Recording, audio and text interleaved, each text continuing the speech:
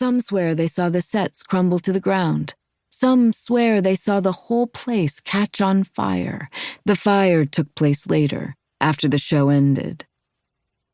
Obviously, none of the people posting their vivid memories actually watched anything violent on their screens, but their spongy kid minds filled in that gaping darkness, that absence where Mr. Magic had been, where the magic at last failed.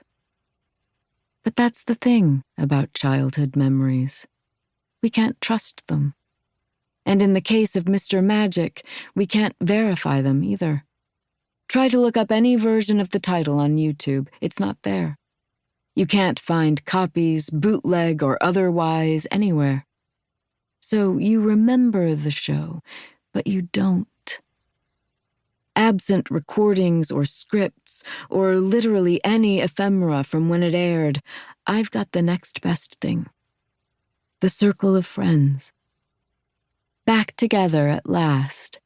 30 years after tragedy shut down production and they were flung out of their loving magic circle and into the real world, whatever that meant for them. Some were easy to find, excited to reminisce and reconnect, and some were deliberately impossible to track down. But I have a little magic up my sleeve.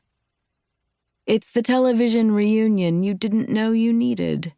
And now that you're humming that song, trying to figure out if you ever did see Mr. Magic's face, thinking about how those kids felt like your best friends, now that you're remembering, you've never needed something quite this much, have you? Me neither. And so, dear friends, at long last, it's magic time. 1. The thing is, the doors were open that morning. Val knows, she knows that waking up to find both doors of their sagging cabin opened wide to the world is probably only because Dad wasn't sleeping well, and that she should tie a bell to his foot before bed tonight, just in case.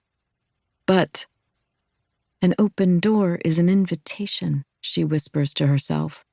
And she keeps the doors to their cabin firmly closed all the time. She'll have one of the ranch hands rig up some sort of lock system up high where Dad won't be able to reach it. That'll fix it. She can stop worrying. She doesn't, though.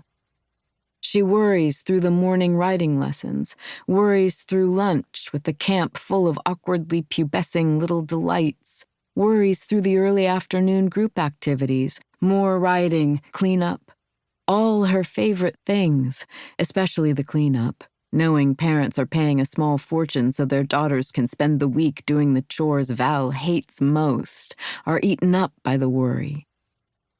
By late afternoon, she's mostly shaken it off, though. Sometimes an open door is just an open door. It doesn't have to mean anything. One of the girls, Lola, freckled and sunburned and wonderful, raises her hand. "Miss Val?" "You know where the bathroom is," Val answers. "You don't have to ask when you need to go." It's almost time for pickup, which means she needs to get Poppy from the goat pen. The other 5 dusty and happy and tired campers are here with Val, finishing up in the stables. "No," Lola giggles shyly. "It's not that. Do you have any kids?" An image flashes in Val's mind. A girl even younger than these, her brown hair forever fighting to escape messy pigtails, with eyes so blue they break her heart. Val smiles.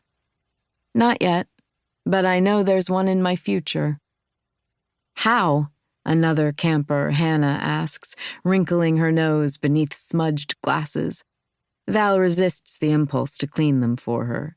Independence is part of what her camps promise, even if it means dirty glasses. Val's been running the summer programs for Gloria's Ranch since she was 20, and they're the absolute highlight of her whole year. Val shrugs. "I've always known." "But aren't you getting too old?" Val lifts an eyebrow. Lola scowls and elbows Hannah, but Val shakes her head. "No, it's okay to ask questions."